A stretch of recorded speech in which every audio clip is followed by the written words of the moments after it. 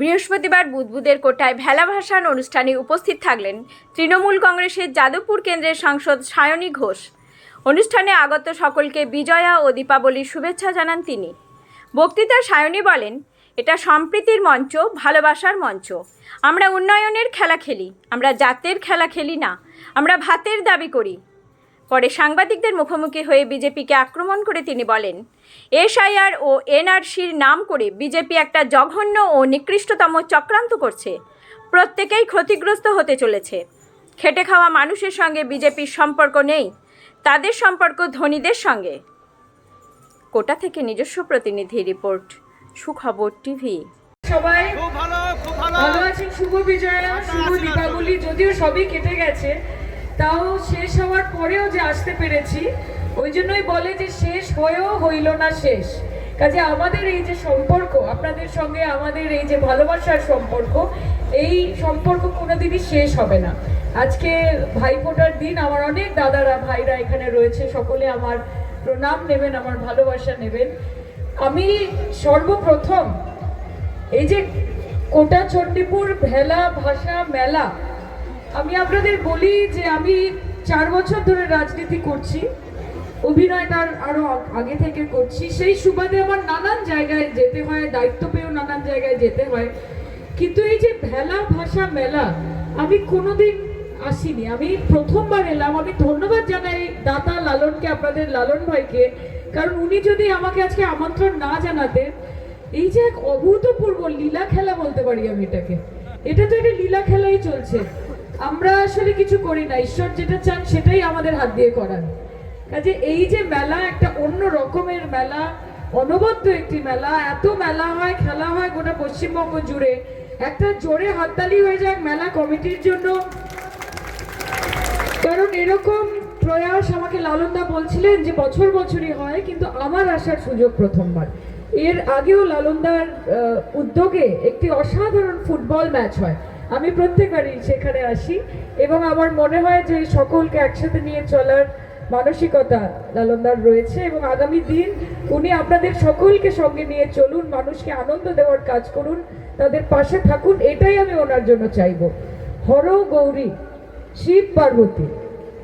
এবং আমি বলি, যখন যেহেতু আপনি বললেন যে লালন ফকিরের কথা, আমার একজন গুরুমা আছেন, রাসবিহারী জানে তার কথা। আমার একজন গুরুমা আছেন, আপনারা অনেকে জানেন, পার্বতী বাউল ওনার নাম, আপনাদের বোলপুরে এখানেই থাকে। তো আমি যখন ওনার সাথে প্রথম দেখা করেছিলাম, কারণ আমার বাউল গান গাইতে ভালো লাগে ছোটবেলা থেকে, আমি ওনার সাথে একবার দেখা করার সুযোগ হয়েছিল। তখন আমি ওনাকে বলেছিলাম যে মা, আমি এরকম বাউল গান শিখতে চাই, তো তার জন্য আমাকে কি করতে হবে? আমি কি রাজনীতি ছেড়ে দেবো? আমার এই গান শিখবো, এসব করবো, আমার এটাই পছন্দ। আমার মনে আছে উনি আমাকে একটা কথা বলেছিলেন, পার্বতী বাউল। উনি বলেছিলেন, সায়নী, কারুর কারুর জন্ম হয়েছে গৌরী হওয়ার জন্য, আর কারুর কারুর জন্ম হয়েছে দুর্গা হয়ে অসুর বধ করার জন্য। কাজে তোমার কাজ গৌরী হওয়া না, তোমার কাজ দুর্গা হওয়া। কাজে দুর্গা হও। মমতাদি অনেক বড় দায়িত্ব দিয়েছে, তুমি লড়াই করো, এখানে করো, এবং আগামী দিন যদি সুযোগ পাও তাহলে দিল্লিতে গিয়ে করো। কাজে সেই সুযোগও মমতাদি আমায় দিয়েছেন। আপনারা হয়তো সংসদে আমার বক্তব্য শুনেছেন বা হয়তো দেখেন, আপনারা সবাই। মজা হয় তো? গরম গরম হয় তো? আবার হবে, 1 মাসের মধ্যেই আছে।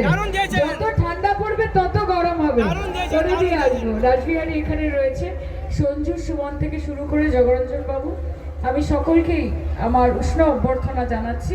এবং সঞ্চালক মহাশয় যখন বলেছেন, আমাকে মমতাদি বলেছিল যখন রাজনীতিতে এসেছিলাম, যে কারোর মনে দুঃখ দেবেন না, যে যেটা বলবে, যদি মনে হয় যে নিজের ক্ষমতার মধ্যে আছে, খুব অসুবিধা হবে না এবং তাতে সে বা তারা আনন্দ পাবে, সবসময় হ্যাঁ বলবে। কাজে তবে থেকে এই অভ্যাস। উনি বলেছেন যে 2টো লাইন গাইতে হবে। কি বলেছেন? মিলন হবে কতদিনে? এখানে দাদা লালন আমার মিলনের ব্যবস্থা সব করিয়েই দেয় আপনাদের সাথে সব সময়। দারুণ দারুণ প্রোগ্রামে ডাকে যাতে আপনাদের সাথে আমার দেখা হয়। কাজে থ্যাংক ইউ ফর দ্যাট। ও চাতক প্রয়হর নিশি হচ্ছে আছে কালো শশী, হয়ে আমি হব বলে চরণ দাসী, হব বলে চরণ দাসী।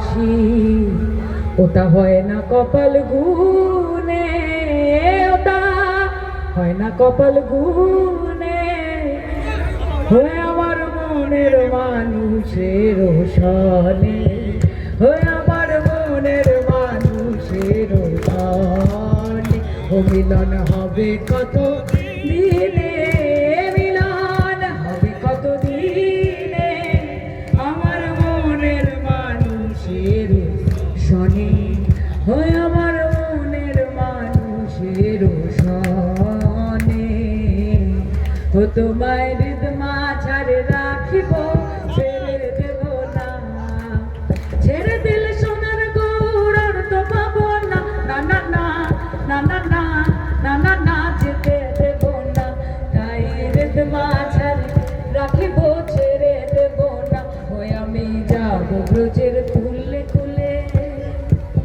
ভোলা মন রাখবো গোড়ার পদ ধুলি, ওই আমি ওই নয়নে নয়ন দিয়ে আর তো ফিরব না, আমি ওই নয়নে নয়ন দিয়ে আর তো ফিরব না, না না না না না না না না না, যেতে দেব না, তাই হৃদ মাঝারে রাখিব, ছেড়ে দেব না, তোমায় বক্ষ মাঝে রাখিব। জয় নিতাই, জয় গুরু, গুরু সহায়, গুরু কৃপা হি কেবলম। রাধে রাধে, সকলকে আমার প্রণাম, আমার ভালোবাসা, সালাম, আদাব, আসসালামু আলাইকুম। এবং ঠিকই বলেছেন, সম্প্রীতির মঞ্চ, ভালোবাসা, ভ্রাতৃত্ববোধের মঞ্চ। এখানে হিন্দু মুসলমান হবে না, ওইসব খেলা আমরা খেলি না। আমরা উন্নতির খেলা খেলি, উন্নয়নের খেলা খেলি। আমরা জাতের খেলা খেলি না, আমরা ভাতের দাবি করি। আমরা ধর্মের খেলা করি না, আমরা কর্মের দাবি করি, তাই তো?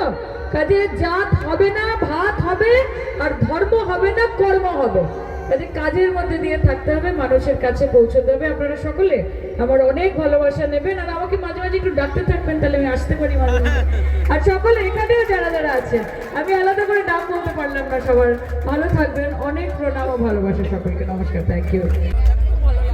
আরও বেশি ভালো লাগছে যে নানান রকমের ইউনিক প্রোগ্রাম লালনদা করেন, এবং সেখানে আমাকে আমন্ত্রণ জানান। সঙ্গে রাজবিহারীও আছে। মোবাইলটা একটু পেছাও, মোবাইলটা পেছাও। আজকের এই যে মেলাতে আমি এসেছি, আয়োজন আমি দেখে সত্যি মুগ্ধ, আনন্দিত, আপ্লুত, এবং বছর বছর আরো বৃহত্তর জায়গায় এই মেলা পৌঁছক, এটাই চাই। একটা রাজনৈতিক প্রশ্ন আছে, যেটা হচ্ছে মতুয়ারা শান্তনু ঠাকুরের হাত ধরে তারা বেরিয়েছিল, তারা আজকে মতুয়া সম্প্রদায়ের এসআর নিয়ে তারা শান্তনু ঠাকুরের বিরোধিতা করতে শুরু করেছে, কি বলবো? বিজেপি হচ্ছে বাংলা জ্বালাও পার্টি, এবং বিজেপি কারণ নয়, বিজেপি হিন্দুদেরও নয়, মুসলমানদের তো নয়ই, এবং মতুয়ারা যারা তাদের উপর আস্থা রেখেছিলেন, অবশ্যই তাদের ভাওতাগুলো যে এসআইআর এনআরসির নাম করে বিজেপি একটা জঘন্য এবং নিকৃষ্টতম চক্রান্ত করছে, এবং তার মধ্যে ক্ষতিগ্রস্ত প্রত্যেকে হতে চলেছে। আমরা এনআরসির ক্ষেত্রেও দেখেছি, আসামে যখন এনআরসি হয়েছিল, সেখানে প্রায় 11 লক্ষ হিন্দুর নাম বাদ দিয়েছিল, এবং তারা বহু মানুষ রয়েছে যারা এখনো ডিটেনশন ক্যাম্পে। বিজেপি কিসি কা নেই है, বিজেপি সির্ফ আম্বানি और अदानी का है, এবং সাধারণ মানুষ, গরিব মানুষ, খেটে খাওয়া মানুষ, নানান জাতের মানুষ, তাদের সঙ্গে বিজেপির কোনো সম্পর্ক নেই। তাদের শুধু ধনী ব্যক্তিদের সাথে সম্পর্ক, এবং নিজের আখের গোছানোর সম্পর্ক। শুভেন্দু অধিকারী একটা ছবি পোস্ট করেছিলেন কালী ঠাকুরের ভাঙা মূর্তি, দেখা যাচ্ছে যোগ আপনার বিজেপিরই যোগ দেখাচ্ছে, কি বলবেন?